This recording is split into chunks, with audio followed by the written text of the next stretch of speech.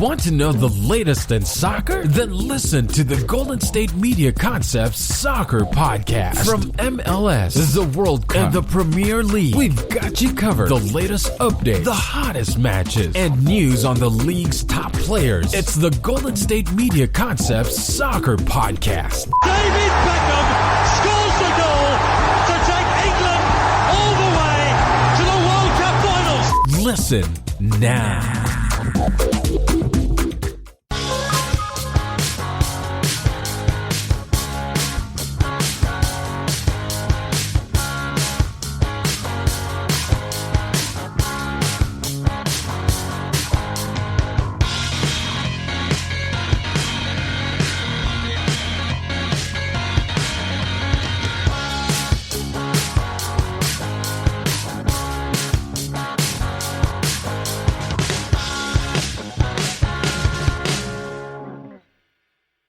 Thank you for tuning into the GSMC Soccer Podcast, brought to you by the GSMC Podcast Network. I'm your host, Steven Melendez, and I'm going to be bringing you the latest and greatest in soccer news from around the world. Welcome back, everyone, to your favorite soccer podcast. I'm your host, Steven Melendez, just ready to give you guys some more of that, perfect soccer talk that we all enjoy, our favorite sport. I mean, why else would you guys be here? Maybe friends and family, who knows, but still just here to give you guys all the news that we have going on. There is a lot of games being played at the moment. We had some FA Cup being played. We obviously have the domestic league still going on. We're still a little ways away from the Champions League knockout rounds kicking off.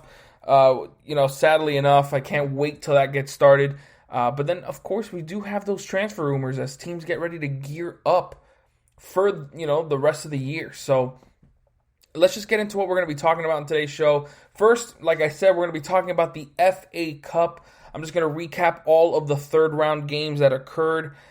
Next, we're going to just continue to go on the domestic league talk, just talk about all the, what's going on in each league, the games that have been played this past week and weekend, and, just kind of go over the tables a bit with you guys. In the third part of the show, I'm going to dedicate that to the transfer rumors, any news for big-time clubs that is going around, and maybe a little bit for MLS as well. I will include that there as well. And then lastly, we're going to be talking about the top 10 current Mexico players, because believe it or not, they are the 9th ranked team in the FIFA World Rankings. Maybe for some of you it's not a surprise, but for me it absolutely is. Could be a little bit of that United States fan talk happening there, because, they are our rivals, so it's kind of hard not to hate that ranking since we're all the way down at 22. I mean, it's not the worst ranking, and we will be going up, in the near future. But yes, Mexico are 9th in that top 10, looking real good. So that's what we're going to be getting into today's show. So let's just get started with the FA Cup third round recap. We had a lot of interesting games going on. Obviously, there was a lot of competition between like the third tier league and championship teams, but then we also had some Premier League teams obviously battling, and there were some upsets. I mean, there are some Premier League teams that are no longer moving on. I mean, not too many. A lot of them did end up moving on, but there was one that was extremely surprising to me. But we'll just get all into it. I mean, first I want to start off with a big one between two Premier League sides, and two of the best ones in my opinion, in Liverpool and Aston Villa. A heck of a game that we got from them, especially Liverpool. They were playing extremely well and absolutely dominated Aston Villa. It's really not fair for Villa if you think about it, because, I mean, they had to play all of their youngsters. Because I don't remember what it was. I think it was something that has to do with COVID and injuries combined. But regardless, Villa had to play all of their youngsters, and they paid the price dearly. I mean, they only had 2 shots all game, 16% possession, and you had Liverpool. I mean, Liverpool were clearly going for revenge after losing to Villa 7-2 earlier in the year. They put Mane in, Salah, Henderson, Wijnaldum, Fabinho, They had Milner in there, so they didn't put like all of their best players. They did end up subbing some of them in eventually, like Firmino. Thiago finally got some looks. It was great to see Thiago in a Liverpool jersey. I think it was only his 5th appearance all season, so that was nice to see. You got some shirt on Shaqiri. We had an Oxlade-Chamberlain sighting. So there were some obviously big names, but that's how it is with Liverpool. Almost everyone's a big name there. But yeah, it was a pretty big thrashing of Liverpool. But the first half did have its excitement. I mean, Liverpool got off to a quick start, 4th minute goal from Sadio Mane, beautiful header. But then Aston Villa were able to tie it up before the half. Huge accomplishment from them. I mean, a great pass to lead Louis Barry. Into pretty much free space because he got through. I believe, who was it? Williams. Like Williams just didn't have a good positioning there and allowed Barry to get ahead of him, and he finished. And going into halftime, tied 1-1. I mean, you never felt like Liverpool were going to lose this game because they're just eventually the youngsters wouldn't be able to hold on. Aston Villa didn't have any of their clear first team players to kind of like settle things. So you knew eventually Liverpool were going to, run away with it. And they did just that with a 5-minute span where they scored 3 goals.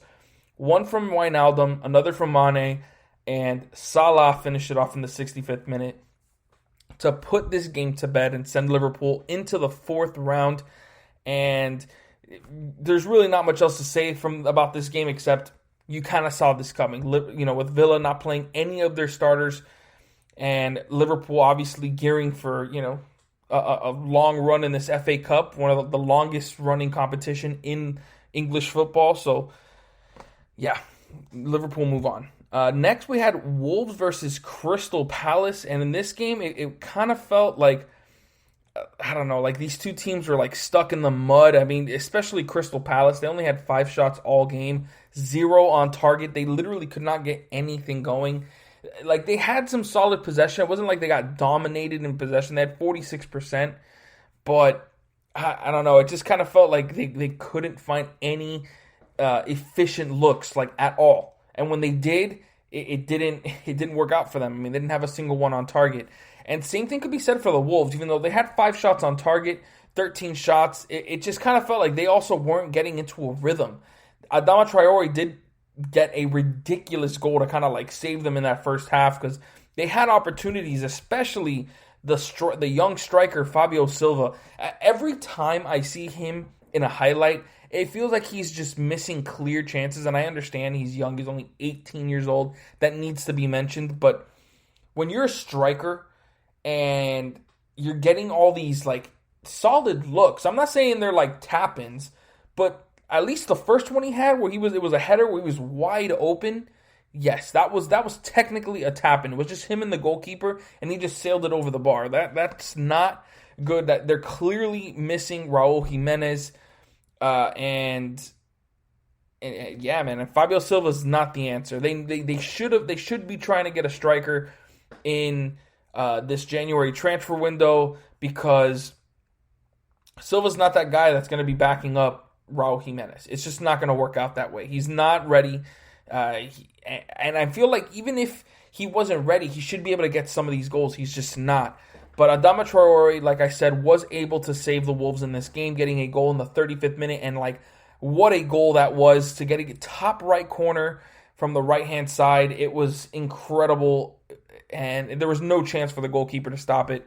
So, heck of a goal from Traore. And just honestly, kind of a sloppy game from both teams. But Wolves were able to come through and get the win and move on to the 4th round. You had Everton, who had a bit of a scare in this game, sent this game into extra time after they got an early goal from Cenk Tosun, and the striker that took over, what was his name? Oh my God, Calvert-Lewin. My apologies. The striker that was, filling in for Calvert-Lewin for this FA Cup match. They did have James Rodriguez. Gordon, this youngster, Gordon, I'm impressed with what he showed in this game. I mean, he looks ready to play in Premier League games. Obviously, he's still very young, but he looks good. Like, he found Tosun in that pretty much wide open between the Rotherham defense, which was very poor in this game. It was surprising that Everton didn't score until extra time after that early 9th-minute goal. It really was.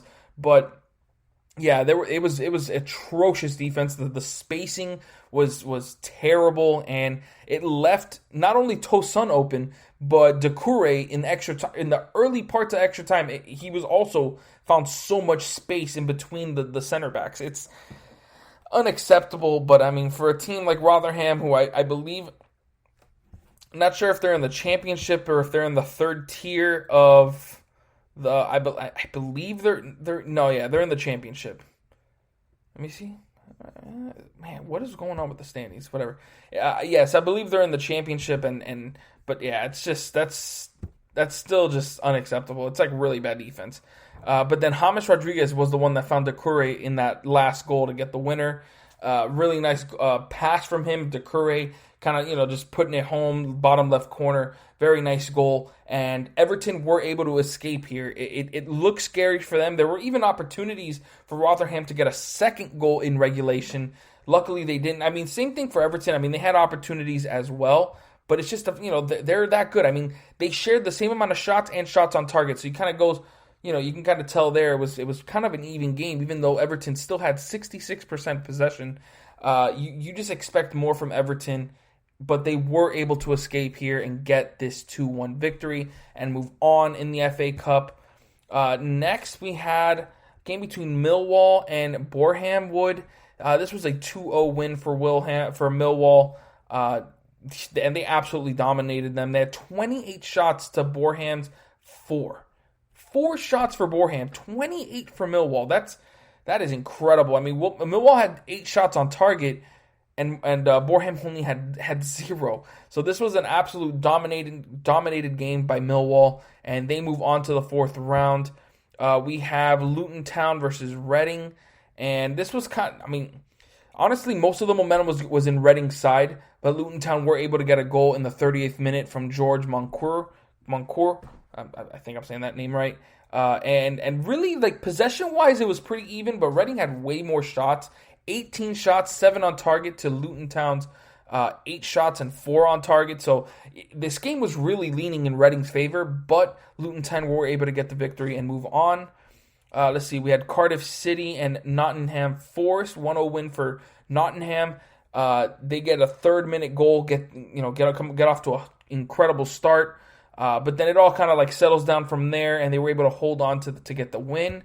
What else we got? Norwich City getting a 2-0 win over Coventry. You had Chorley getting a 2-0 win over Derby County, kind of dominating them. Derby County only had 2 shots all game. So that was a big-time domination for them. Let's see, Blackburn Rovers. That's a big-time team that I know have a huge fan base, but they did not show up for them in this game. Had 20 shots, Blackburn, but only 2 of those were on target. On the other side, Doncaster had 5 shots, but 3 on target. So it's just, efficient offense on one side and just a lot of shooting and a lot of missing on Blackburn's side. And Doncaster move on to the 4th round. Let's see what else we got. West Brom. We have the first upset of a Premier League team, but I mean, I don't really know how much you want to call it an upset, with West Brom being one of the more inconsistent teams in the Premier League. But they go 2-2. Blackpool get that early lead in the first half in the 40th minute. They go into halftime up 1-0. West Brom answers in the 52nd minute. Blackpool take the lead once again in the 66th, and then a penalty from Matthias Pereira in the 80th minute ties it up to send it into extra time. They go to penalties, and Blackpool wins 3-2. And in penalties, anything can happen there. You have, obviously 2, kind of inconsistent teams here. I mean, obviously Blackpool, they're not in the Premier League. They're in the lower divisions. And they had more shots than West Brom, but they had only 3 shots on target of their 17 shots. So it was definitely a tough game for them. But overall, they were able to squeeze out the win in penalties and move on to the 4th round. What else we got here? Fulham took care of business against Queen Park Rangers, getting a 2-0 win there. They got and both goals were in extra time, so this game was a stalemate for most of it, and they were in quick succession too. Bobby Reed scored in the 104th minute, and then Nikins Cabano scored in the extra time of the first.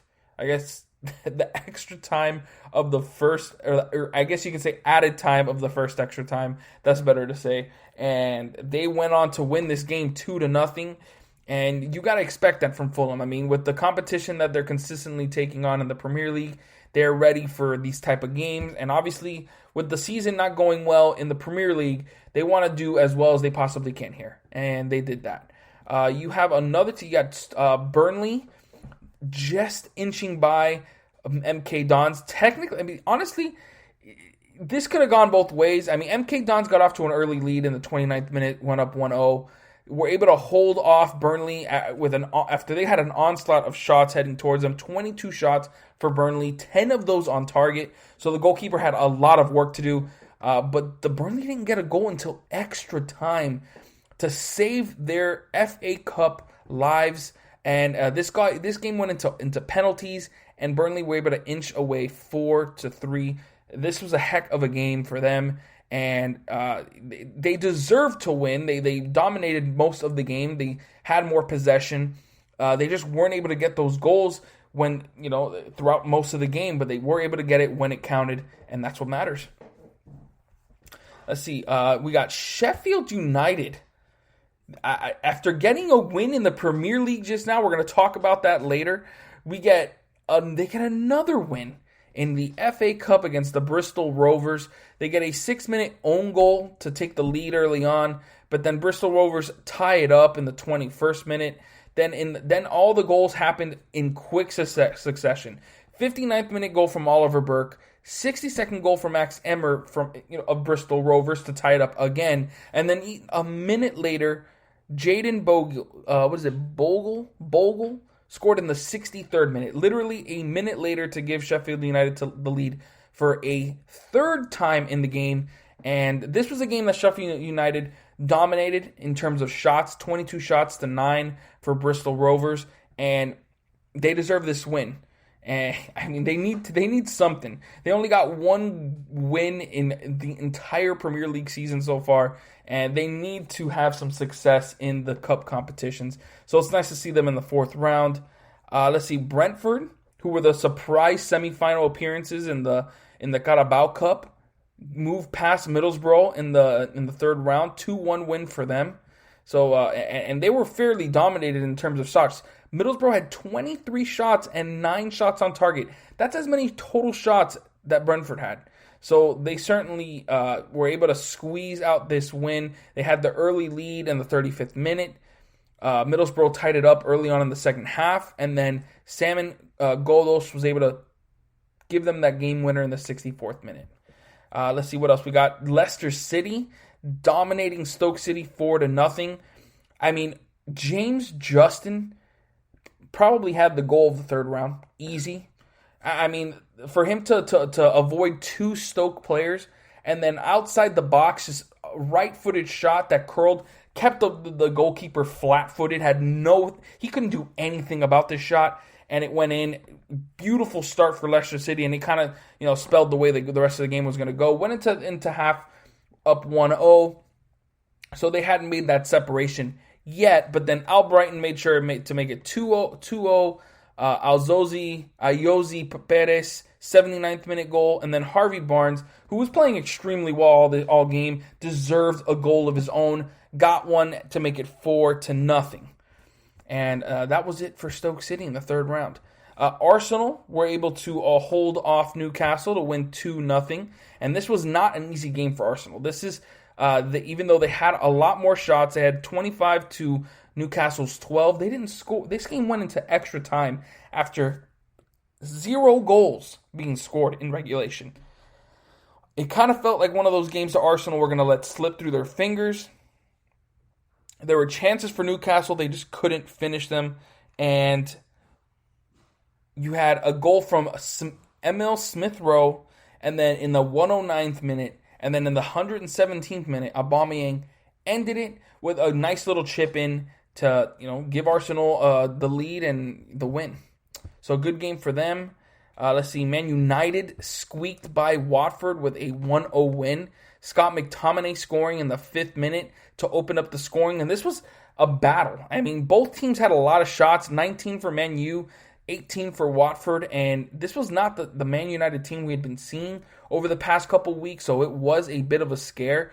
And they did have some solid players. I mean, they had Mason Greenwood playing, Lingard, Daniel James, Donny van de Beek playing, McTominay, like I said, Eric Bailey, but they did have most of their bench on here. I mean, if not all of it. McTominay was the only guy that's been getting regular minutes that started in this game. Harry Maguire, Martial, Rashford, Matic eventually got subbed in, but there was no Bruno Fernandes, no Fred, no Wan-Bissaka, obviously no David De Gea because Dean Henderson plays those cup matches, but Man United were still able to squeak by with a win. We had a huge upset for Leeds United, getting 3-0'd by Crawley Town.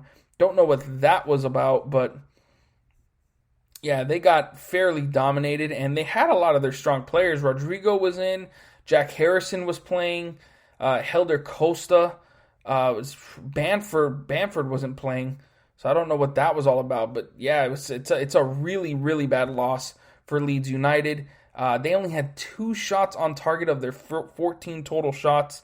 While Crawley Town had 15 shots and had all of their goals in the second half. This was a very bad loss for Leeds United, and something that they hopefully, can play better in the Premier League to kind of make up for it. Chelsea defeated Morecambe 4-0. Dominant win for them. Mason Mount got the scoring started in the 18th minute. Timo Werner finally stopped that cold streak, that goal drought. Same thing for Kai Havertz. Pulisic should have had a goal in this one, but it was not meant to be. But still, it was nice for Chelsea to see Werner and Havertz get those goals that they've been, needing for some time now.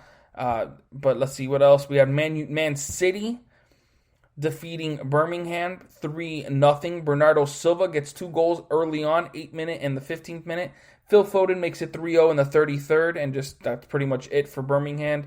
Tottenham defeated Marine 5-0. Carlos Vinicius hat-trick in the first half. Lucas Moura, a beautiful free kick to make it 3-0 before Carlos Vinicius made it 4-0 before the half, and then Divine made it 5-0 in the 60th minute. His first goal in his first ever appearance for the Tottenham, the first team, or I don't know what you call it. For the first team, I believe that's what you say. And 19 shots, five shots for Marine. It was a fairly dominant game for Tottenham. Dele Alli got an appearance. That was good to see. Gareth Bale also played there. And then West Ham defeated Stockport 1-0 to move on to the 4th round. Good win for them. Got a late goal too, so it wasn't a dominant victory for them. They only had 2 shots on target all game of their 12 shots, and the last one ended up going in. Craig Dawson scored in the 83rd minute. So narrow victory for West Ham, but they do move on. Oh, and I do need to say also Brighton move on to the 4th round with a 1-1, I guess you would say 4-3 penalty win for them. And they got a late goal. There were 2 late goals. Solly March scored in the 90th minute, but then an own goal from Adam Webster tied it up for Newport County, and it went into penalties. Brighton were luckily able to avoid the humiliation of allowing an own goal late in the game and move on to the 4th round. But that's going to wrap it up for this segment. Make sure you guys stick around, because when I come back, I'm going to be talking about all the top 5 leagues in the world, and talking about the tables and the games that just recently happened right after this.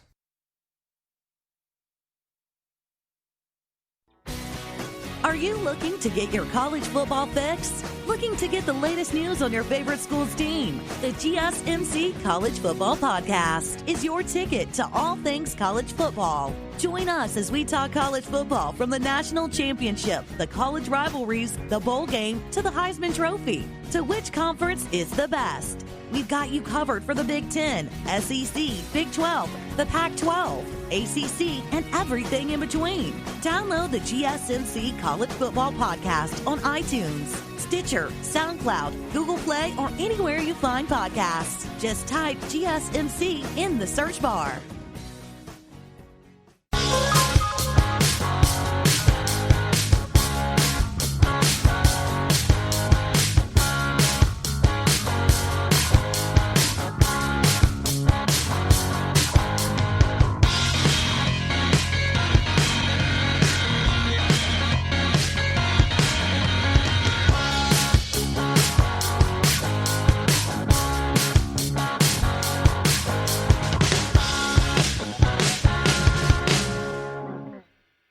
Welcome back, everyone. If you missed the last segment, we talked about the FA Cup third round, talked about all the games that happened and the fourth, and all the teams that are moving on to the fourth round. And now we're going to be talking about the top 5 leagues, just talking about all the games that happened this past weekend. Well, maybe not all of them, but all the good ones, all the ones with the top teams. And then I'm going to go over the standings, see how those have changed up a little bit since the last time we talked. So to start off, I want to talk about Serie A, where we had some pretty interesting games, some big-time wins, some teams kind of dropping some points that have been on a roll. And so let's just get right into it with Atalanta taking on Benevento and defeating them 4-1. Really nice to see Ilicic get on the board. He scored the early goal in the 30th minute to give Atalanta that early lead. Benevento did end up tying it in the 50th minute, but then it was an onslaught of Toloi, Zapata, and Muriel that finished the game off to make it 4-1. Atalanta absolutely dominated this game. They had 27 shots to Benevento's 5. Absolutely dominated. And they've been playing really well of late, and this is just another sign of them finally getting it together and playing like they did last season. Obviously, those rumors with Papu Gomez possibly wanting out certainly hurts. He didn't play in this one, and that's going to be a big one. That's going to be a big-time talk for most of the year, but it's good to know that even without him, they can still score the goals. I mean, they obviously have the talent with Ilicic, Zapata, Muriel coming off the bench. Same thing with, who's the other one? You have Mead and Chuck coming off the bench. So they obviously have so much talent throughout this entire roster, and they're not going to miss a beat. But still, without Papu Gomez, it's going to be tough to see them really, battling with one of the top teams in this league. But still, 4-1 win against Benevento, a game that they're expected to win. They handled beautifully. AC Milan defeating Torino 2-0. Got 2 early goals, one from Rafael Leao, who has been on a roll this season, and then Frank Kessie getting a penalty goal that was pretty dominant as well. And this was actually a pretty even matchup when you really looked at the flow of the game. Torino had 9 shots, even though only one of them was on target. AC Milan had 8 shots, 4 on target, so they were, a bit more efficient with their shots. But both teams had solid possession, and it was a pretty back and forth game. AC Milan were just able to get those, early goals to give them that lead, and they did not relinquish it, as their defense has been very, very solid this season. Let's see, we had Roma versus Inter Milan, 2 of the top teams this season, and Roma got an early lead from a goal from Lorenzo Pellegrini, who has been, just one of their top players for a while now. So they went into halftime up 1-0, but then Inter Milan came out firing in the second half, got a goal from Skriniar in the 56th minute, and then Hakimi scored in the 63rd to give Inter Milan that 2-1 lead. However, they would not secure the 3 points, as Gianluca Mancini scored in the 86th minute to give Roma that point and a big-time comeback for them. So this was a huge game, but with Inter Milan now dropping points, and I believe their last 2 games, there's a little bit of separation now happening with them and AC Milan. Luckily, the AC Milan had lost last week as well, so even though they did come back and get back to their winning ways this week, there's only a 3-point separation. However, Inter Milan, a draw and a loss in their last 2 games, need to get it together if they want to still challenge AC Milan for that title. Lazio getting back to their winning ways with a 2-0 win over Parma. kind of what you would expect from them. Luis Alberto got on the scoreboard in the 55th minute. Felipe Caicedo scored in the 67th minute. So, a big game for them to just get a win. It's just been such a struggle for Lazio this season. They do have 3 wins in their last 5 games, so they're certainly playing better, but it has been an overall struggle for them. So it's good to see them getting, a pretty dominant win there. Napoli getting a win over Udinese. They had Lorenzo Insigne scoring a goal in the 15th minute via penalty. Then Bakayoko scored in the 90th minute to give them the win, as Udinese scored the equalizer in the 27th minute from Lasagna. That's actually kind of funny. Lasagna is his last name. Kevin Lasagna in the 27th minute. But then Bakayoko was able to save the 3 points for Napoli in the 90th minute. And that was a very, very important 3 points, as Napoli still trying to fight to get into that top 5, with Atalanta obviously now playing extremely well. And Udinese are one of the worst teams, so they needed to get that victory. That was very important for them. Let's see. We also had Verona defeating Crotone 2-1. They just continue to put out very strong performances. Got 2 wins in their last 3 games.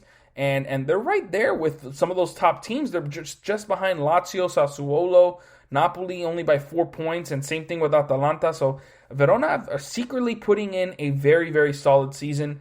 Fiorentino getting a 1-0 win over Cagliari. Not much, to note there. Just a goal from Dusan Vlahovic in the 72nd minute. Two of the kind of bottom-feeding teams right now. I mean, Fiorentina's mid-table. Cagliari, 4 losses in a row, having them near the bottom of the table and facing, a relegation battle. But Fiorentina, big to get the win. Now, we do have a big game here with Juventus taking on Sassuolo. And this was going to be probably the game of the week. And Juventus didn't score. I mean, there was no scoring going on in the first half. 0-0 going into the half. But then Sassuolo take a huge hit with Pedro Obiang getting an extra time red card to send Sassuolo down a man.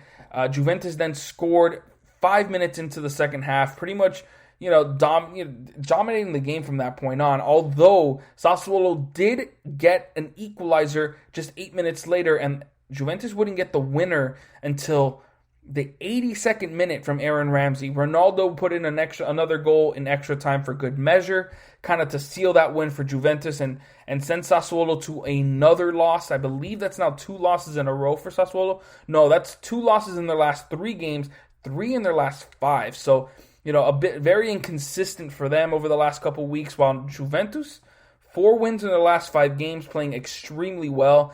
And when you look at the table, I mean, Milan have been the staple of excellence in the Serie A this season. Only 1 loss all year, which came last week. They do have obviously 4 wins in the last 5 games, playing extremely well. Obviously, Inter Milan struggling a bit over the last 2 games, need to get back into it after winning, 8 or 7 league games in a row. Need to get back to that level if they want to challenge Milan. Roma secretly putting together a very, very good year. They're 3rd place. They are 6 points behind AC Milan, but only 3 behind 2nd place. They're not squarely in one of those European spots because there is a lot of competition from 1 to 6. Because you got Juventus with 33 points, just 1 point behind Roma.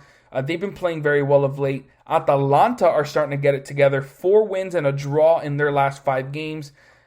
Playing very well compared to what they were doing at the end of, in the early parts of this season. Their offense is finally getting into it. Their defense is no longer kind of costing them games, so they're back in that top 5. Napoli have been inconsistent for honestly most of this season, so they're in 6th place but tied with Atalanta. But they need to get it together if they want to keep pace with Atalanta, Juventus. Those 2 teams are playing extremely well right now, while they're kind of, not being able to find consistent good play. So they got to play better. Same thing for Sassuolo. They're 2 points behind Atalanta and Napoli with 29. Only a point ahead of Lazio, who are technically playing better than them over the last few games. And they after starting off the season so well, keeping pace with AC Milan in second place for a long time in the season, they're starting to lose games. They're starting to drop points consistently. They need to get it back together. But yeah, that's going on in Serie A. Let's move on to the Premier League. We'll talk quickly about them there. We had Everton defeating Wolves, 2-1 victory for them. This is kind of a rematch for what I believe is match day 18. No, this was the start of match day 18. So they're getting that. They got a 2-1 win over the Wolves. Big win for them. And then, like I was saying earlier, Sheffield United getting a 1-0 win over Newcastle. It did take a red card from Ryan Fraser for them to finally get that win. But hey, they'll take it however they can get it, because that is their first win of the whole season. 18 games in, 1 win, 2 draws. Terrible. But they'll take it. They're now 6 points behind Fulham, but still, even Fulham is in the relegation. To be out of relegation, they need to get 9 points. And they need to hope Brighton don't win a game. So that's, I don't know, it's not looking good for Fulham. I mean, for Sheffield United, I've said they're guaranteed to get relegated. That's not going to change. There were some upsets this last week. Did I talk about that? Yeah, I did talk about that. I definitely talked about it. But Manchester United taking on Burnley and getting the win 1-0, getting back to those winning ways. Pogba finally scoring a goal, getting back on that win sheet. And with the win, Manchester United take the lead in the table. I was talking about this in the last episode where I was saying Manchester United need to take advantage of that game against Burnley so that they can get on the top of the table, and that is where they are at the moment. 3 points clear of Liverpool with 4 wins in the last 5 games. Liverpool only have 2 wins in their last 5, so they're obviously struggling a bit. But Manchester United looking very good, riding that wave to first place in the table. You gotta love it, and you gotta love it if you're a Man U fan. I'm not a Man U fan, but just, it's always good to see, because I mean, if they're playing against PSG, obviously I am not on their side, but it's nice to see teams that kind of like they're obviously great in the early 2000s, but then they struggled for a long time and leading into 2 seasons ago, and now they're back on top of the table. I mean, when's the last time Manchester United could say they were at the top of the table halfway into the year? I really can't say. But that's really all that's happened so far. We do have a lot of games still to go throughout the week. Tottenham, with their ridiculous schedule, have a game tomorrow, or I guess today if you guys are listening to me on Wednesday, against Fulham. And then you also got Man City taking on Brighton, Arsenal taking on Crystal Palace on Thursday. So we have a few games going on, and with some of the top teams in the league. So it's going to be an exciting week. But that is all that's going on in the Premier League right now, because they obviously had all those FA Cup games. So so I already talked about that. But now let's move on to the Bundesliga, where first I want to talk about Schalke absolutely dominating Hoffenheim. What happened there? That's shocking to me. They defeated them 4-0. 4-0. Freiburg defeating Köln 5-0. Let's go. What is that now? 5 wins in their last 5 games? Yes, sir. That is 5 wins in a row for SC Freiburg, turning their season around. They have 6 wins now. That's 5 of their last. That's 5 wins in a row. Wow, that's incredible. That is really awesome to see. And I was talking big about SC Freiburg. They are proving me right. Now they have a challenge. 5 wins in a row. And now next Sunday, or was it this Sunday coming up, they take on Bayern. That is a challenge. I love it. Let's see what happens. Let's see if they can do it. I really hope they can. Borussia Mönchengladbach defeating Bayern Munich. I'm pretty sure I talked about this game. Yes, I did talk about this on Saturday. But you also had Leverkusen taking on Werder Bremen. And Leverkusen dropped more points, drawing 1-1. Wolfsburg and Union Berlin get a 2-2 draw, so they dropped some points as well. And even with Wolfsburg getting a red card in the 50th minute from Maximilian Arnold, Union Berlin were able to get a goal off that and take the lead. However, Wout Weghorst got a penalty in the 65th minute to tie it up for Wolfsburg and at least save them a point. Dortmund and RB Leipzig put together, like, this was supposed to be the game of the week. Dortmund took care of business, defeating RB Leipzig 3-1, and they missed a huge opportunity with Bayern Munich losing this week. RB Leipzig had a chance to go in, to take the lead in the group, but Dortmund got 3 wins in their last 4 games now. So watch out for Dortmund. Only 5 points behind Bayern. I was literally talking last week about how they were kind of falling down and not really, only 2 wins in the last 3 games. Oh, listen to me. I don't know what the heck I'm talking about. Dortmund now have 3 wins in their last 4 games, are eyeing the title. If they can continue to play this way, and they certainly have the talent, they can absolutely win. And Bayern Munich, a loss to Borussia Mönchengladbach, which I already talked about in the last episode, but they're human. That's the most important thing. They're human, and so is everybody else above them.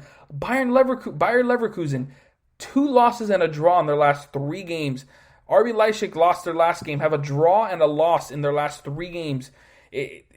Teams are dropping points left and right, and I mean, look at this. Union Berlin, Dortmund, all winning games. Mönchengladbach have 2 wins in a row. Frankfurt have 3 wins in a row.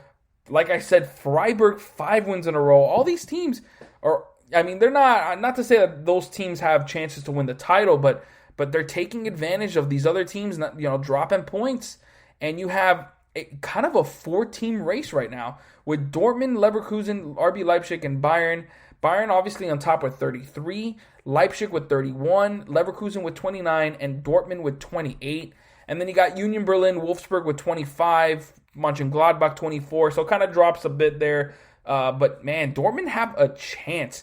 Does Dortmund have a game against Bayern anytime soon?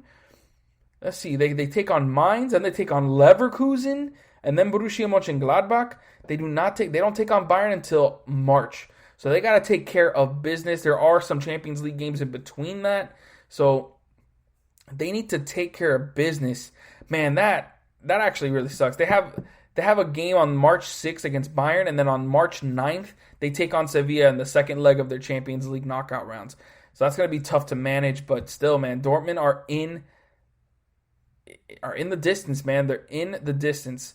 So now let's move on to La Liga, where we have Atletico Madrid just continuing to just dominate the league. Just dominate. I mean, I have to talk about Sevilla defeating Real Sociedad. Just Real Sociedad continuing to drop points left and right, and they're now down to 5th place, tied with Sevilla now. They have 19 games. Sevilla has 2 games on hand with them with 17. So it is not looking good at all for Real Sociedad. They have not been playing well whatsoever. Barcelona dominated Granada 4-0. It does not help. I mean, but Granada picked up a red card in the 78th minute. Barcelona were already up 4-0. 2 goals from Griezmann, 2 goals from Messi. Those 2 superstars dominated this game and sent them home. I mean, Granada, and isn't that really just the difference between Barcelona and Granada? The small club that kind of wins is like a team effort, and Barcelona, which obviously, they have a big collection of talent, but it's those star players that really makes a difference for them. Real Madrid dropping points to Osasuna. I was saying that they had to get a win there to really keep pace with Atletico, who continue to win. I mean, they defeated Sevilla 2-0. Granada came back with a win in making a makeup game from match day 4, a 2-0 win over Osasuna. And when you look at the table, I mean, it's Atletico Madrid and everybody else. I mean, not to say that Real Madrid's far. I mean, look at this. I mean, Barcelona, they're in 3rd place now. 34 points, only 3 points behind Real Madrid as Barcelona have 4 wins in the last 5 games. Real Madrid 3 wins in the last 5 with 2 draws mixed in there. So they've dropped a few points, and Barcelona have just crept up and up and up and just dominating, man. But the thing is, Atletico, they got 41 points, and they still have 2 games in hand on Real Madrid, Barcelona, and Villarreal, all those three teams that are behind them, they have 2 games on hand on them, and they're up by 4 points on the second place team. Atletico Madrid are running away with this league with their six goals allowed. Let's just think about that real quick. Only 6 goals have been allowed in their 16 games. That is dominant. That's better than what Real Madrid were doing last season. It's just incredible. And then the fact that they're also second in the league in goals scored. This is Atletico Madrid's season to lose. Halfway through the year, they are clearly the top team, and they just need to keep running with it. And then quickly, let's move on to Ligue 1. PSG get their first win of the Pochettino era with a 3-0 win against Brest. King got on the scoreboard. Icardi scored a goal. I mean, wow, Icardi scored. Let's go, finally. Pablo Sarabia added a goal in the 83rd minute to make it 3-0 for PSG. Let's see, Lyon drop points to Rennes. Rennes have been playing quietly really well over the last few games. In their last 5 games, they got 3 wins, 2 draws. Lyon dropped points and are now only a point ahead of Lille and PSG, as Lille also get the win, 1-0 win over Nimes. Easy win for them. Monaco get a 3-0 win. Marseille drop points, a 0-0 draw. And it's a 3-team race. Lyon with 40 points, PSG with 39, and Lille with 39. So very exciting race here in Ligue 1. I live for it, man. PSG just continue to have competition. I love it. So that's going to wrap it up for this segment. Make sure you guys stick around, because when I come back, we're going to be talking about the transfer rumors going on in the world right now. We know we have a lot of it right after this. Tired of searching the vast jungle of podcasts? Now listen close and hear this out. There's a podcast network that covers just about everything that you've been searching. Hey! The Golden State Media Concepts Podcast Network is here. Nothing less than a podcast bliss with endless hours of podcast coverage. From news, sports, music, fashion, cooking, entertainment, fantasy, football, and so much more. So stop lurking around and go straight out to the Golden State Media Concepts Podcast Network. Guaranteed to fill that podcast itch. Whatever it may be. Visit us at www.gsmcpodcast.com. Follow us on Facebook and Twitter, and download us on iTunes, SoundCloud, and Google Play.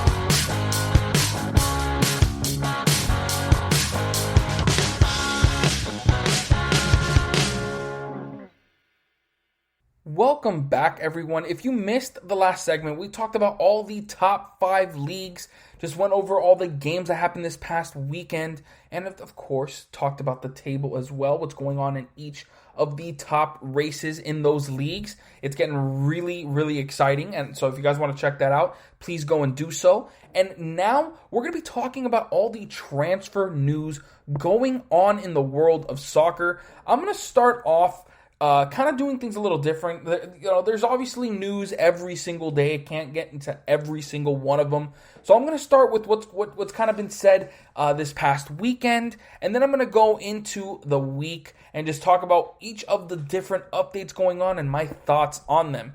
So let's just get started with Napoli and Poland striker Arkadiusz Milik, who is out of contract. I've talked about this before in my other in recent episodes. He is out of a contract this summer and has yet to play for the Serie A side. Obviously, they have a lot of attacking talent, so there really is no room for Milik, especially with Osimhen coming in on that big transfer. There really is no room for Milik. But it's said that now he is wanted by the best Premier League clubs for the 26-year-old. I mean, Is there really any surprise here? When Milik plays, he is an excellent striker, and I could so see a team like the Wolves trying to pick him up, and I mean, he would obviously get regular time with them. I mean, I don't think he'd get starter minutes because obviously Raul Jimenez is their number one, is their number 9, their main number 9. But Milik, at least for now, can get regular minutes. If he can make that move happen now in the January transfer window, he absolutely should move. I mean, I'm sure he's been trying to get out. I mean, the fact that he's not getting any time. At 26 years old, he's just getting into his prime. He needs to be getting minutes. It's unacceptable for Milik, who, with the talent that he has, to be sitting on the bench doing absolutely nothing except practicing. So I absolutely want this move to happen. Would love Milik to make that move to the Wolves. And of course, I mean, if he can make another move, maybe to a team like Chelsea, who even though Werner's there, I know Giroud is playing great, but if Giroud ends up moving in the January transfer window, they need that second striker. And I believe Milik would be another good one for them as well. Let's see, we got Bayern Munich are close to signing Reading left back Omar Richards on a free transfer when the 22-year-old Englishman's contract with the championship club runs out in the summer. And I mean, this is just Bayern Munich being Bayern Munich, just continuing to rack up talent on the cheap. Free! That 5-finger discount. Unbelievable that Bayern Munich are able to pull this off. I mean, Omar Richards is an incredible talent. I mean, he's young on top of that. He plays left back. I mean, I know that Bayern Munich are trying to move Alphonso Davies to different positions to try to change him around and see what he can do, because he can obviously play different positions. He played right wing or left wing for a lot of the time when he was in the Vancouver Whitecaps. So obviously they're trying to feel out his versatility the same way they did for Joshua Kimmich. I mean, obviously Kimmich is a world-class talent, but to bring in a kid like Omar Richards would be an excellent move for them. And it honestly cannot hurt. Let's see what else we got. Let's see. Celtic are in talks with Leicester City about signing 23-year-old Croatian center back Filip Benkovic, who played for the Scottish champions on loan in 2018-2019. So obviously Celtic's trying to bring back Benkovic, who has been in their system. Obviously they enjoyed him in that system, and they believe he could play really well there. And they probably want him on a permanent transfer. Would be a solid move for Celtic. They obviously need help on that defensive side as they struggled heavily in the Europa League group stage. They need help on those sides. I mean, they can obviously use help anywhere, and obviously with them losing Eduard very soon, they can probably use some help in the attack as well. But getting a guy like Benkovic that played well for them on loan a year ago certainly would help them, or I believe you can say 2 years now, would certainly help them.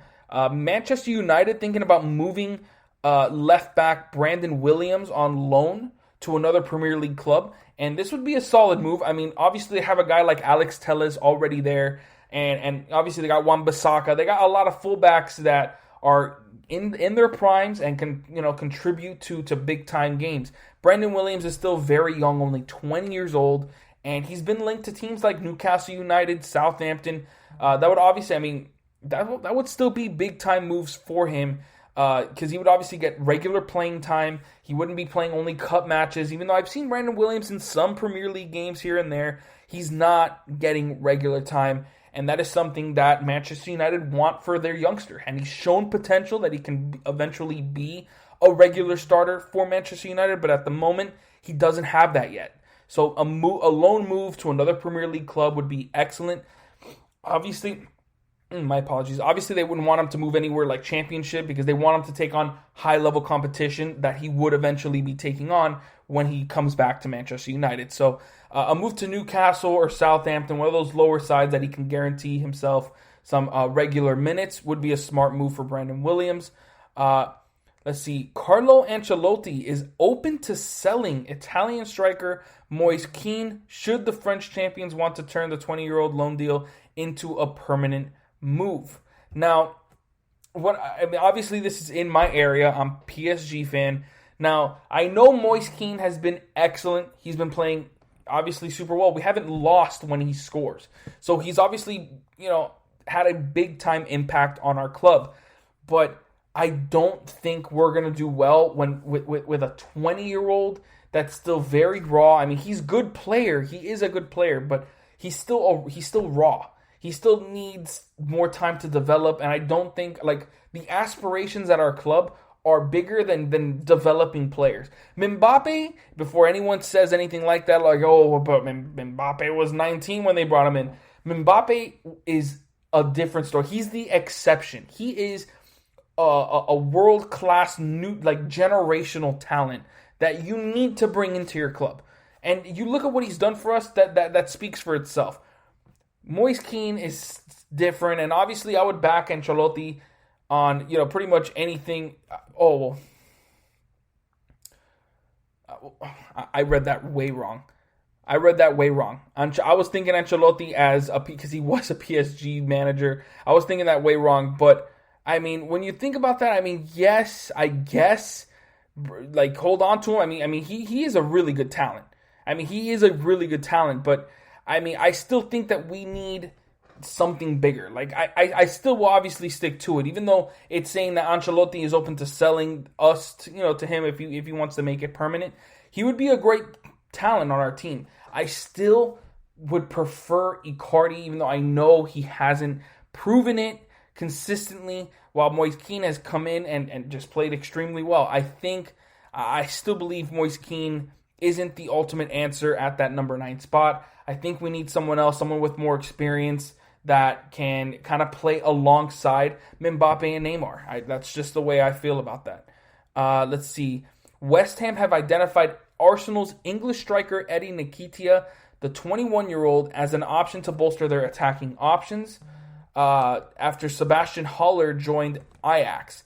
Obviously, they're missing Sebastian Haller. They had to sell him because of obviously all the the financial mess with this pandemic, and eyeing a guy like Eddie Nketiah, who is not getting regular minutes, has not been playing. He played kind of consistent in those cup games, but then he started falling off a little bit. I would easily see Arsenal being willing to lend them out on loan. A permanent deal absolutely would not happen, but West Ham can certainly bring him in on a loan deal. And that would give Eddie Nketiah regular minutes in the Premier League, which he has not been getting. And it kind of works on all parties. West Ham get an attacker that certainly has the potential and skill to be a top attacker in the Premier League. And Arsenal send out a youngster that they certainly can't play regularly to get more minutes. So it works all the way around. Let's see what else we got. Atletico Madrid defender Kieran Trippier was keen on securing a January transfer to Manchester United, but the potential move has been scuppered by the England right-back's 10-week ban for breaching betting rules. Oh my God, what a bad one. I mean, Trippier, he's been one of those, average fullbacks. He plays okay at times. He can be in your starting, but if you could have other options, you would certainly choose them. He's not really that guy that you really think of, oh, we need him on our team. And obviously, Manchester United could certainly use the depth. Obviously, and bringing in a veteran like Trippier wouldn't hurt, but obviously now hearing that 10-week ban for breaching betting rules, that's just such a bad one. Let's see what else we got. Valencia held talks with Tottenham over a move for Harry Winks, but are refusing to meet Spurs' asking price for the 24-year-old, and it looks like it can be for a permanent transfer. What has Harry Winks done to really give him, a high, value? They barely use him. Obviously, they're trying to use him a little more now in cup games and some Premier League matches to kind of up that value, but he really hasn't been playing all that consistent. Don't really understand why Tottenham would try to make a big move. Just sell him. Obviously, they're going to try to play hardball. They're not going to just say yes to the first price, but this move should eventually just go through. Let's see, another Spurs move with Belgian center back Toby Alderweireld, 31-year-old, is a target for PSV. That would be a big time move for the Dutch team, PSV, who Obviously has big time aspirations in the Eredivisie. What is it? How do you say the Dutch league? I'll just say the Dutch league, just to not sound too silly out here. And then when you talk about that, yes, it could be a new age for Tottenham in that center back position, as they're now interested in signing Real Madrid and Brazil defender Eder Militao, 22-year-old. So obviously they could be thinking of doing like not a swap deal, obviously, but like selling Alderweireld to try to facilitate a move for Militao, who is obviously one of the top young defenders in the world and could certainly fit into that Tottenham back line. Let's see what else we got. The Gunners are being linked to 24-year-old Borussia Dortmund winger Julian Brandt, with the club willing to sell the Germany international. And I mean, it would obviously be a big-time move for the Gunners. I feel like they just need more talent. They just need to continue to bring in, more depth, more. And at 24 years old, he's not young enough where like they'll need to, nurture him and just wait for his potential. He is what he is. He's a solid attacker that that can create for himself and for others, and he'd certainly be a good addition for the Gunners in this January transfer window. And another Arsenal move. Ozil is in talks with Fenerbahce on loan for the rest of the season. The Gunners have said, however, that they do not want to pay any part of his 350,000 euro a week salary if the move happens. I mean, that is ridiculous amount of money for a man that only plays on the practice squad. They need to figure out a way to get that man out of there. And it looks like Fenerbahce are willing to bring him on, but it needs to happen soon. Some more PSG talk. Mauricio Pochettino wants to sign Argentina forward Sergio Aguero on a free transfer in the summer when the 32-year-old contract at Manchester United runs out. This is what I'm talking about. This is the move that I think would be good for PSG. A veteran striker like Sergio Aguero that has been there, done that, certainly still has the talent. It's just obviously the talent at Manchester City, at that forward position is immense, and they obviously would rather go with the youngster like Jesus, with Gabriel Jesus, and I don't know. I would love this move to happen for Sergio Aguero. Yes, PSG, make that happen. What else we got? We got Roy Keane wants to return to management. Former Manchester United and Republic of Ireland midfielder has been focusing on punditry since leaving his role as assistant manager at Nottingham Forest. I mean, he's got the intensity to be a coach. Certainly is one of the top midfielders of all time. And, I mean, I'm sure a bunch of teams would love to bring in Roy Keane. What else we got? Fernandinho, whose contract at the Etihad runs out at the end of the season, has offers to go back home to Brazil. For the 35-year-old, I mean, obviously he's nearing the end of his career. A move back home, that's a regular thing for teams, for players, and that would be a good finishing move for him at the end of his career. Let's see. Moussa Dembele, this is a big move. This is one of those moves that I was expecting to happen in the summer, I guess the fall, whatever you want to say. And Moussa Dembele, Lyon's French striker, has turned down the chance of a move to West Ham in the January transfer window. I mean, obviously, now there's no reason to leave. Lyon are in the thick of the Ligue 1 title race, and he's obviously looking to, to finish out the season with them. I mean, maybe he's looking for a different move. I mean, maybe he thinks he's good enough to be on a bigger club. It does say he's believed to be close to joining Atletico Madrid. That would be big for them. I just think that Dembele, I mean, maybe he could be seen as the future striker for Atletico because, this season, Luis Suarez is going to be the guy there unless he's not healthy. But, I mean, Dembele should absolutely finish the season out with Lyon, with them being in that title race with PSG and Lille. No reason for him to leave right now, and I don't expect him to. Let's see. What else we got here? David Brooks Aston Villa are considering a move for Bournemouth and Wales defender David Brooks. I talked about David Brooks a couple weeks ago when I was talking about Wales' top 10 players. He was in my top 10. He's a really good player and can certainly help Aston Villa with their aspirations of being in the top of the league for some time. Let's see what else we got. Arsenal midfielder Lucas Torreira could be on the move to Fiorentina. Obviously, I remember talking about that earlier with Arsenal upset that Atletico, kind of didn't use him at all during his loan spell. They want him to have playing time, and going to a team like Fiorentina could certainly give him that. Let's see what else we got. West Ham United England midfielder Declan Rice would prefer to stay in London and has no interest in joining Manchester United, leaving Chelsea as his most likely destination. I think he should hold on to West Ham. Obviously, they're not. I don't think they have a chance at one of those top spots in the. I mean, let's see. West Ham, they've fallen down to 10th. They're 6 points.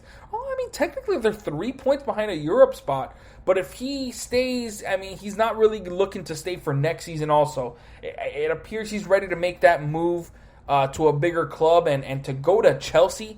That would certainly help them in their midfield. I mean, think of a midfield of Declan Rice, Mason Mount, Kovacic, N'Golo Kante. Just think of all that depth that you have there. Man, Chelsea would be incredible. But let's see what else we got.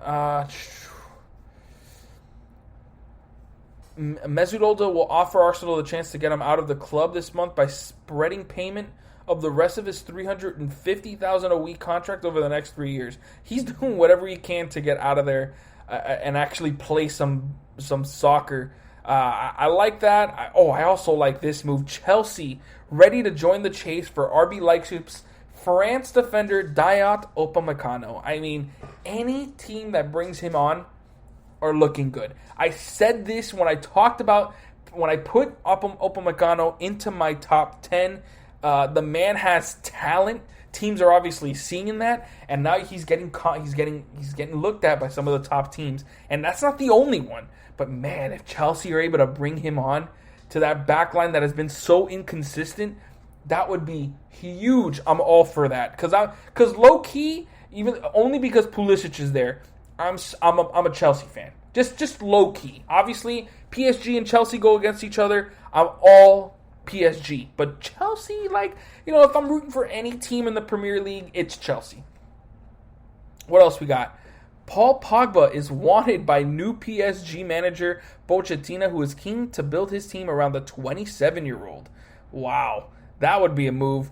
Paul Pogba in that midfield to facilitate Mbappe, Neymar, Di Maria, you name it. Oh, yes, please. Yes, please. Oh, man. We got Inter Milan want to take Manchester United England midfielder Lingard on loan, but only if they can offload Denmark midfielder Christian Eriksen.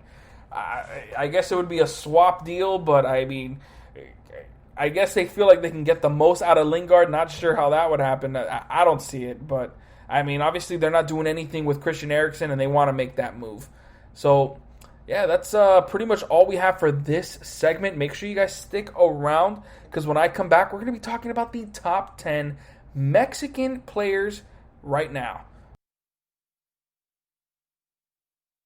This is your ultimate stop for everything sports. The Golden State Media Concepts Sports Podcast. Should I say more? From the NFL, MLB, the NBA to MMA, it's all in here. The Golden State Media Concepts Sports Podcast. Listen now.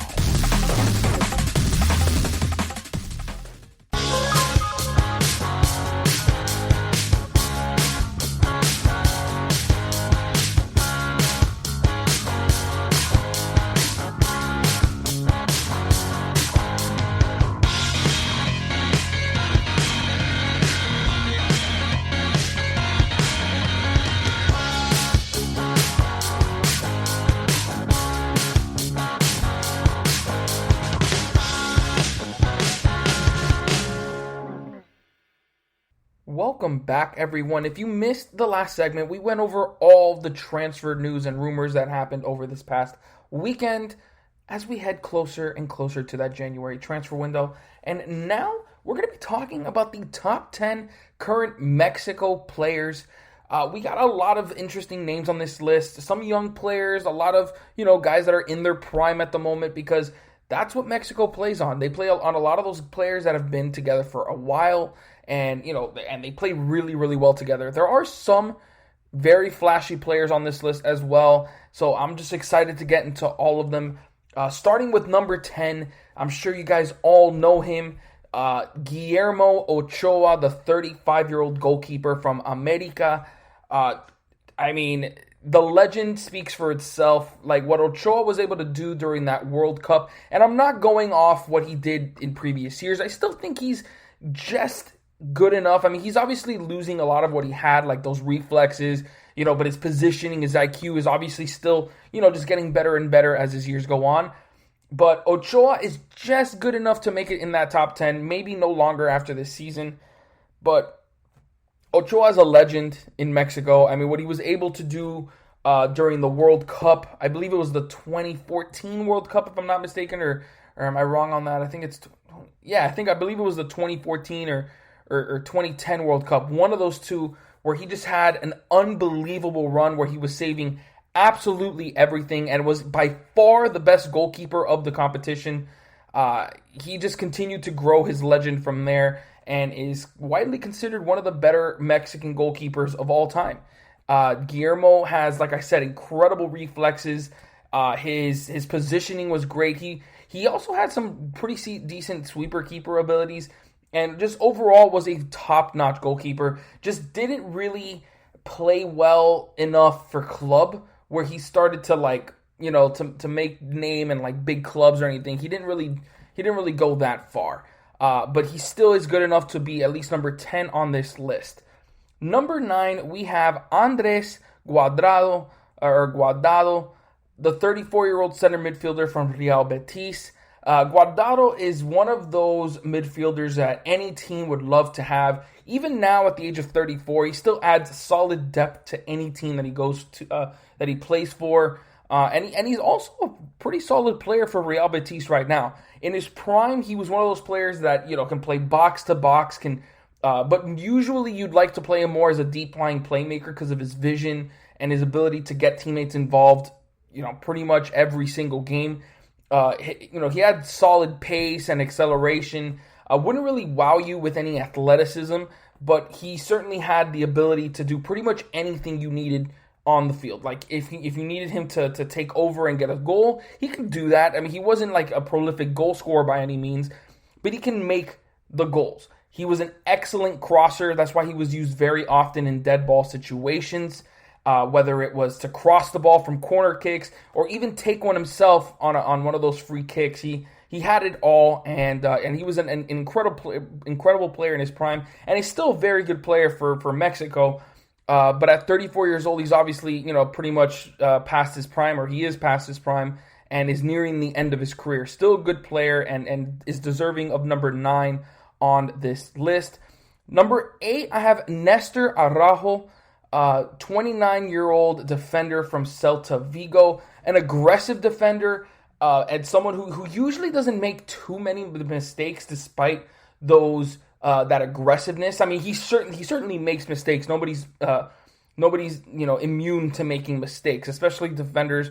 But at 29 years old, he's in the peak of his performances right now, and is playing for La Liga. Celta Vigo. Obviously, Celta Vigo have not been a good team for some time now, but he is certainly one of those regulars on the team sheet, and he's in that back line very often. His tackling is very solid. He's a pretty good passer as well. He's very comfortable with the ball and doesn't allow pressure to really take him out of his game. And that's something I usually always love in defenders. If you're able to hold on to the ball and make the right decisions, you're usually going to be on one of my lists. And that's something that Nestor Araujo does very often. He's not going to pick out forward passes, but he will be able to, forward passes and wingers or forwards making runs up the field. He usually won't pick those out, but he will make the smart decision so his midfielder's up ahead.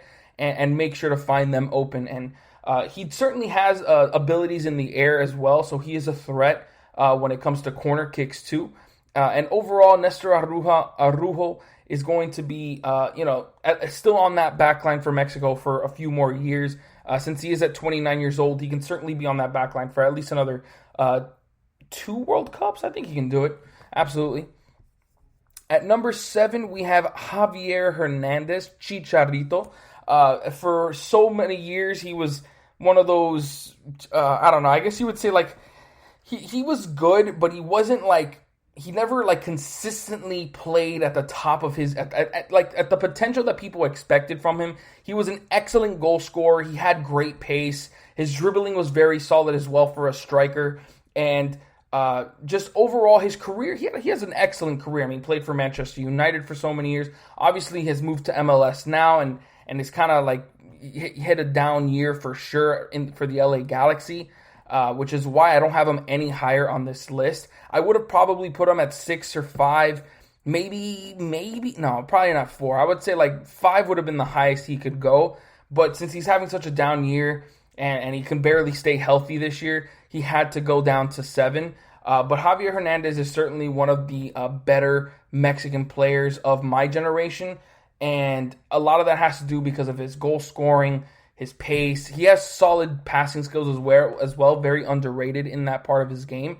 And just overall is an excellent player. And at 32 years old, he still has legs on him. So, I mean, he just needs to make sure he can stay healthy for this upcoming season and help the LA Galaxy actually, make a run at the playoffs and maybe do something there. I mean, I think his days of being like that main guy on a team is over, at least with his health, because like Carlos Vela, you could kind of say the same thing with him. He got injured this season. He's 31, but I mean, he's a superstar. I mean, he's shown it already in the MLS that he can be a superstar. I think Chicharito also has that potential to show superstardom in the MLS, but he needs to stay healthy. That is the number one thing with Chicharito.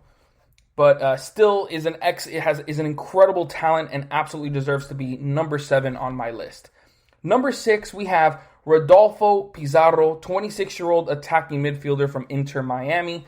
Obviously, I'm a little biased here, but I believe Pizarro just because of his health, Pizarro had a better season than Javier Hernandez. He's also an excellent creator of and he's very flashy with the ball. He has great dribbling skills. I've said this before, he reminds me a little bit of Neymar in his ability to make people miss with the ball, but there's actually someone a little higher up this list that is even crazier than that. But Rodolfo Pizarro, he's got decent passing skills. He can shoot the ball as well. He's got good goal-scoring instincts. The only thing is that he's inconsistent sometimes. Like there were times when I was watching him this season where he kind of would disappear in the game, wouldn't be able to really put his imprints or his fingerprints on the game. And that's kind of what Inter Miami brought him in for. Like he was that big time signing. Obviously he wasn't like the superstar we were expecting him to be. I mean, Lewis Morgan came in and actually showed up even more than he did. And at 26 years old, Rodolfo Pizarro is still like, he's entering his prime now. So he should be giving us the best soccer of his career. I still think he needed a year to get used to the play of the MLS. He's still got incredible talent and could do it all on the attacking end. So I still believe in him and believe he can be one of the bigger pieces on Inter Miami. But it was just the inconsistencies that made me put him this low on the list. He just needs to be more consistent, straight up. At number 5, Hirving Lozano, 25-year-old winger from Napoli. Hirving Lozano had so much potential early on in his career. People were thinking he could be one of the best attacking players in all of football. Obviously, that hasn't really turned out the way people were expecting. Just inconsistencies, not being able to, break down defenses. His pace is incredible. He's got decent dribbling skills, and he's got an eye for goal. So he kind of reminds me a little bit of Javier Hernandez, just not as quick. What do I mean? No, I meant the other way around. Like Javier Hernandez wasn't as quick as Lozano is. But they both have similar skill sets. I do believe Lozano is certainly a good passer as well. He just doesn't utilize those skills as often as you would want him to. But still, the way he's playing this season certainly gives, the Mexican national team hope that he can help them in the attack and help them for years to come. He still needs to do better than what he has this season. I mean, he's shown signs. I mean, he had a hat trick for Napoli earlier this year, and has certainly shown signs that he is on the upward trend. But he needs to do better. His work rate still isn't where I would want him to be. I mean, for a guy who hasn't really made it, he still doesn't look to have that desire to be, great. He's got the passion, but it's just like when he's out there and he's playing, I don't see him getting back as often. But he certainly has all those skill sets you want in an attacking player, and that is why he comes in at number 5. And number 4, I got Hector Herrera, 30-year-old center midfielder for Atletico Madrid. Doesn't get normal, regular starting minutes for Atletico because of obviously all the talent on there, but he is one of the intricate pieces that adds depth to that Atletico squad. In my opinion, he is everything that a Simeone midfielder should be. A hard-nosed defender, someone that's going to get down and gritty and cause problems for any attack, and someone that has the vision and passing ability to get his teammates involved in pretty much any situation. That is someone that's who Hector Herrera is. He is a very important piece to what Atletico do, night in and week in and week out, at least in terms of depth. But I mean, he's also has the capabilities of scoring. I mean, he can pretty much do it all. He's a typical box to box midfielder, and he's one of those midfielders that I would love to have on my team, because he comes in every day and works very hard. He's 30 years old, so he's obviously got a lot of experience in him. And I mean, he's been a really good player for a lot of years. And he's an extremely, extremely important player for Mexico, sets the tempo for that team. And I mean, really just does so many things for Mexico. Next, I have Jesus Corona. He has a nickname, I can't remember it right now, but I mean, this guy is as flashy as I can even remember. I've never seen a highlight reel where he makes people look so silly. He's a right winger / right back for Porto. He's got incredible dribbling skills. That is the first thing you need to know about Jesus Corona. I mean, the guy will make people look so silly with skills that I rarely see people come out with. It kind of feels like he just makes them up on the fly. Like, he doesn't know that, I'm going to make this move happen here. He just kind of reacts to the way the defense is playing him and fakes him out however he needs to. But the thing is, on top of that, he's an excellent goal scorer. He can pass the ball pretty well. In terms of short passing and linking up, he's not the best, but his crosses are certainly pretty, not top tier, but mid tier. They're pretty solid. They can find players open very often, and I mean, he's just an extremely flashy player.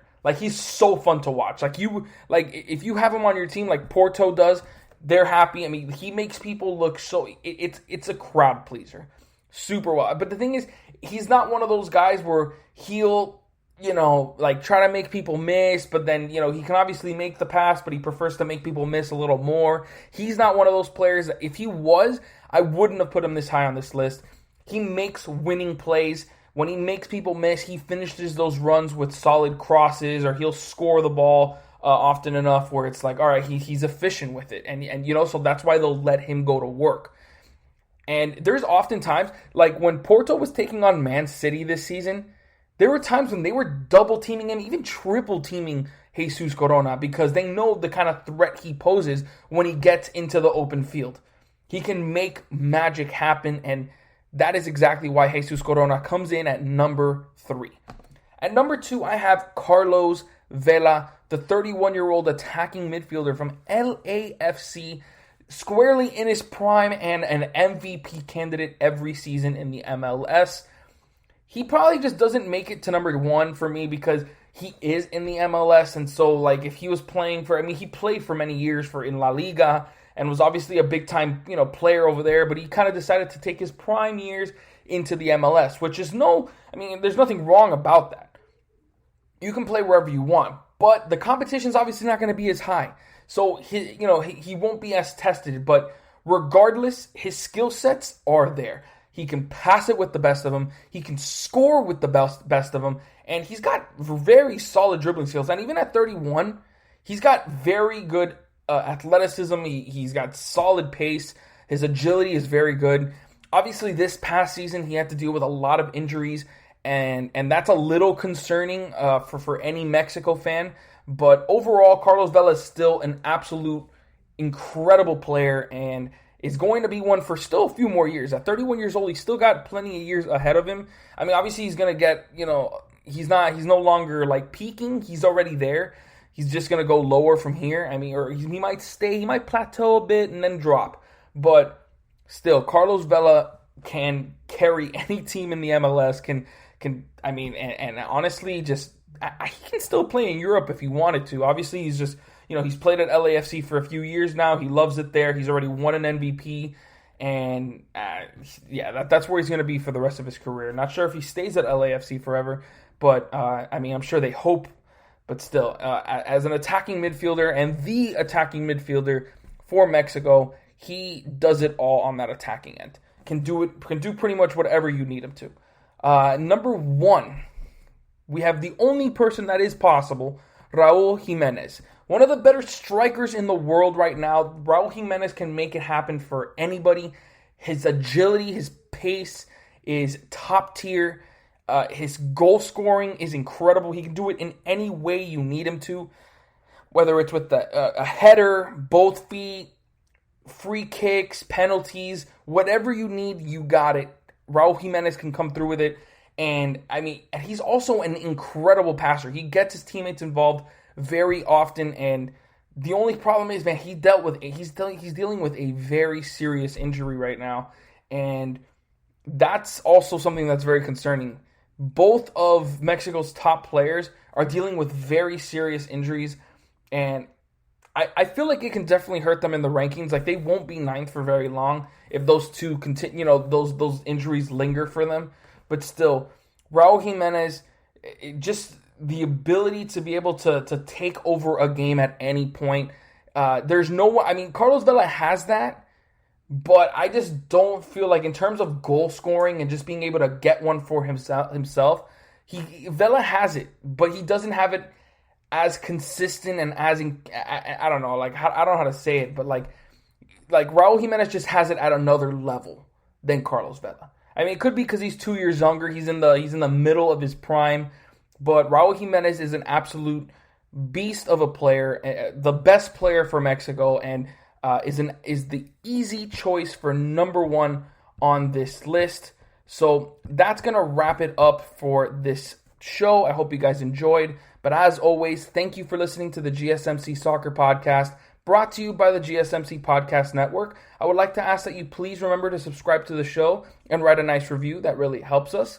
Also, if you can please follow us on Facebook, Twitter, and Instagram, I'd really appreciate it. Thank you and have a great night. You've been listening to the Golden State Media Concepts Soccer Podcast, part of the Golden State Media Concepts Podcast Network. You can find this show and others like it at www.gsmcpodcast.com. Download our podcast on iTunes, Stitcher, SoundCloud, and Google Play. Just type in GSMC to find all the shows from the Golden State Media Concepts Podcast Network. From movies to music, from sports to entertainment, and even weird news. You can also follow us on Twitter and on Facebook. Thank you, and we hope you have enjoyed today's program.